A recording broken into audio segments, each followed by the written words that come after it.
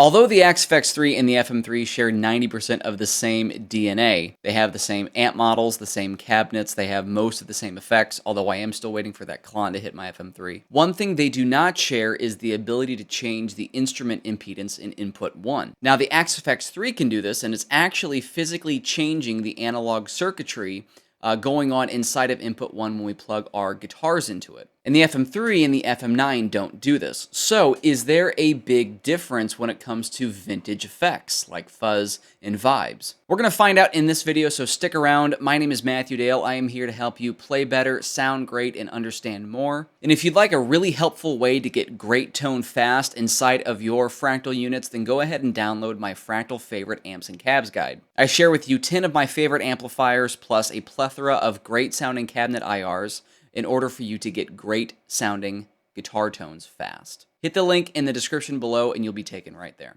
Okay, so here is the setup. I've got my Strandberg Bowden. I've got it plugged into both of the units through this little switch box here so I can switch between the two units. And I have the same exact patch loaded into both of the units. This is a preset that I have called Monterey, and it's kind of a inspired by Jimi Hendrix sort of thing. It is using the Marshall JM45 in here. That's the sound of the Axe-Fx, and here's the sound of the FM3. So hopefully that should sound very similar. That's a very similar tone to my ears. Back to the Axe-Fx. And back to the FM3 again. And Axe-Fx. So that's very similar to my ears. There might be some subtle differences here and there, but for me, that's basically the same. And you can see here are the amp parameters here, and I will go over, so we're at 3.7, 1.27, 6.2, 6.15. If I go over here, all the same stuff. If we look at our drive, we're going to be using the fuzz face, since this is a vintage fuzz inspired video. That should look the same as this fuzz face over here, which it does. The only thing we're really going to be checking out is what does this little magic icon do down here. So let's just stick in the Axe-Fx for a second. And I've got it set on auto, but let's go ahead and put it to manual, and let's go through these settings to see what it really is doing. So here is the 1 mega ohm. Of course, that's where it was when it was on auto. Now I've got a capacitor in there as well. Makes it a little bit brighter. And here is 22 kilo ohms.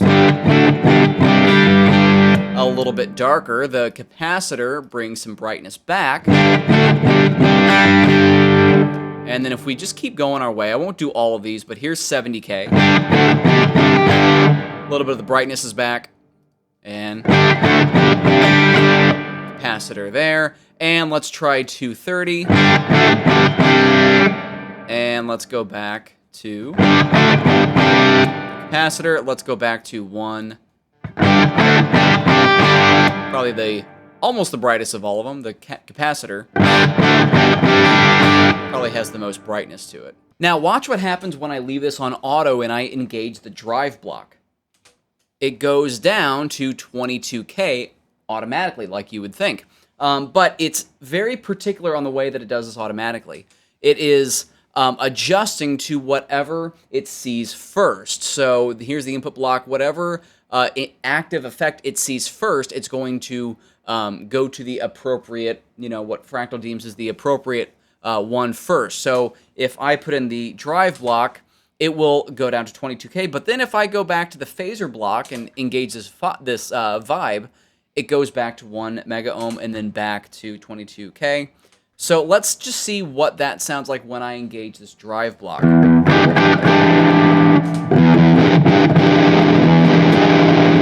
Here's the vibe.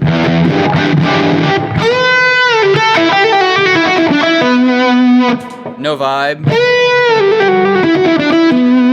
And no drive. Versus now, let's go over to the FM3 and let's do the same thing. So again, we don't have that in this, and I'm going to play this without the drive. And now here's the fuzz face. And then here's the vibe. Now, to my ears, let's go back to just the fuzz face. To my ears, this makes the fuzz a little bit spittier and a little bit brighter. Versus, let me just engage the drive. Here's the axe effects.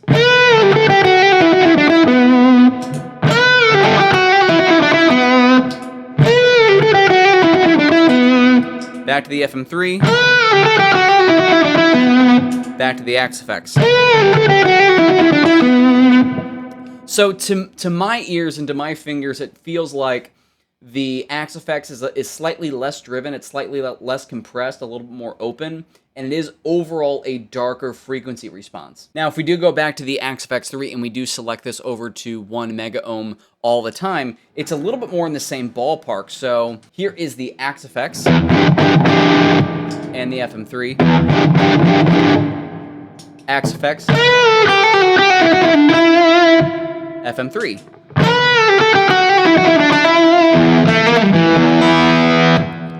So that's a little more in the ballpark. When I put this down to auto and it automatically goes down to 22K, then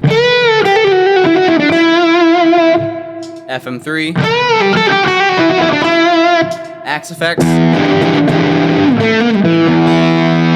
FM3,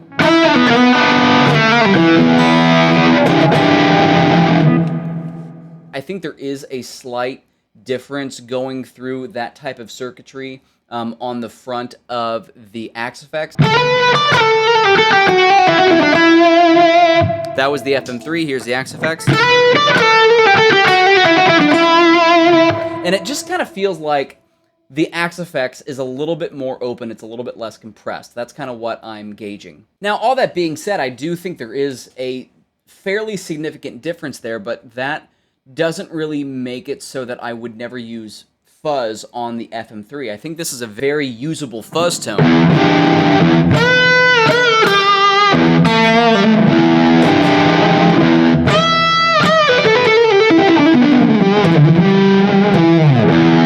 Versus the FM or the axe effects 3.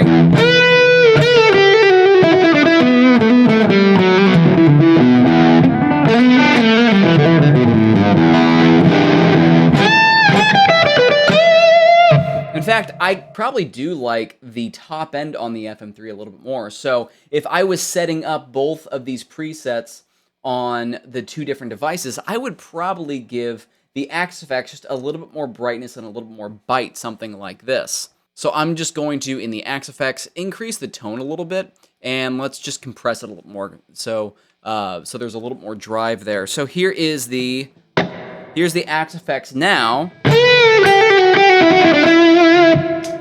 versus the FM3. I could probably do maybe a little bit more brightness. I don't want to get it too spitty.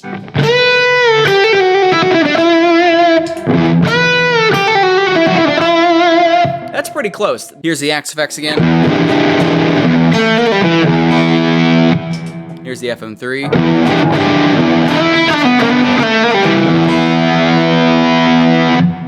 They're still both very usable fuzz tones. The axe effects might feel a little bit better to play. It might feel a little bit more like you're plugging in to an actual fuzz pedal into an amp a little bit more than what the FM3 has going on. But it's not, this is something that's very subtle. So really, in summary, it is a little bit different. It's not something that wants me to play more fuzz on the axe effects over, you know, a fuzz patch on the FM3. You really just want to use your ears on this stuff and dial into taste. They are mostly the same as far as architecture is concerned, but they are different units, so you do want to dial in each one a little bit differently. I hope you did find this helpful, though, and it did make some of your own patch creation a little bit easier and made you a little bit more aware of some of the extra stuff that's going on in these Fractal units. If you like this video, feel free to hit that like button and hit that subscribe button if you want to see some more content like this. My name is Matthew Dale. Play better, sound great, and understand more.